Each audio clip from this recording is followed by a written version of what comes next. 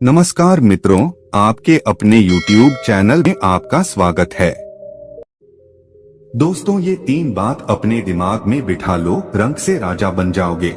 आज की जो हमारी कहानी है, आज का जो हमारा प्रसंग है, एक कपोत पक्षी की बड़ी प्यारी कहानी है, ज्ञानवर्धक कहानी है। दोस्तों, इस कहानी को पूरा सुने, ये कहानी बड़ी मोटिवेशनल कहानी है। ये कहानी आपको आपके जीवन में ढेर सारी प्रेरणा देगी। इस कहानी को यदि आप गौर से सुनते हैं और इसकी 3 बातों पर यदि आप अमल करते हैं, तो प्रिय दर्शकों, आप इस संसार में किसी भी कोने में रहें, संसार के किसी भी कोने में घूमें, आप कभी भी किसी भी संकट में नहीं पड़ सकते। ये कहानी आपको आपके जीवन में ढेर सारी प्रेरणा देगी। इस कहानी में ऐसी 3 ज्ञानवर्धक बातें हैं, इनको आप जरूर सुनें। दोस्तों, शुरू करते हैं आज की प्यारी सी कहानी। एक जंगल में 2 कपोतक पक्षी रहते थे। बारिश का मौसम था, झिलमिल झिलमिल बारिश बरस रही थी।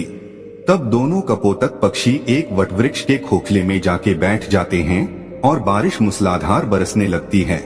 तभी उनके पास एक तीसरा कपोतक पक्षी उड़ता हुआ और भीगता हुआ आता है और उनसे कहता है कि थोड़ी जगह मुझे भी दे दीजिए, मैं बारिश में भीग रहा हूँ। लेकिन उस वटवृक्ष के खोखले में इतनी पर्याप्त जगह नहीं थी कि 3 पक्षी आ सके, क्योंकि दोनों पहले बैठे हुए थे, क्योंकि इतनी ही पर्याप्त जगह थी जिसमें दोनों बैठे हुए थे। अब तीसरा पक्षी उड़ता हुआ भीगता आता है और उनसे जिद करने लगता है और उनसे कहता है कि आप मुझे थोड़ी जगह दे दीजिए, मेरी सहायता कीजिए। जब दोनों पक्षी ही जो पहले से बैठे हुए थे वो इनकार कर देते हैं, वो कहते हैं कि यहाँ पे इतनी पर्याप्त जगह नहीं है जो हम आपको बिठा सकें। तब वह भीगता हुआ पक्षी कहता है कि तुम मूर्ख तो नहीं हो जो मुझे जगह नहीं दे रहे हो। तब वो दोनों पक्षी कहते हैं कि भाई, हमारे पास इतनी पर्याप्त जगह नहीं है, हम दोनों ही बड़ी मुश्किल से इसके अंदर बैठे हैं। लेकिन फिर से वो कहता है कि तुम दोनों ही मूर्खों हो। वो दोनों पक्षी फिर से कहते कि भाई, यदि हमारे पास जगह होती तो हम आपको जरूर बिठाते, लेकिन आप खुद देख लीजिए, हमारे पास इतनी पर्याप्त जगह नहीं है कि हम आपको बिठा सकें। अंततः वो भीगता हुआ कपोत पक्षी उन पक्षियों के ऊपर जाके बैठ जाता है।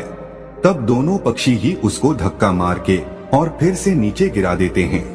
वह फिर से नीचे से उड़ता है और फिर कहता है कि तुम दोनों बिल्कुल मूर्ख हो, और फिर से उनके ऊपर जाके बैठ जाता है और फिर से वो पक्षी उसको धक्का मार के नीचे गिरा देते हैं। इसी तरह काफी देर चलता रहता है और वो उड़ता हुआ पक्षी उनसे बार बार कहता है कि तुम दोनों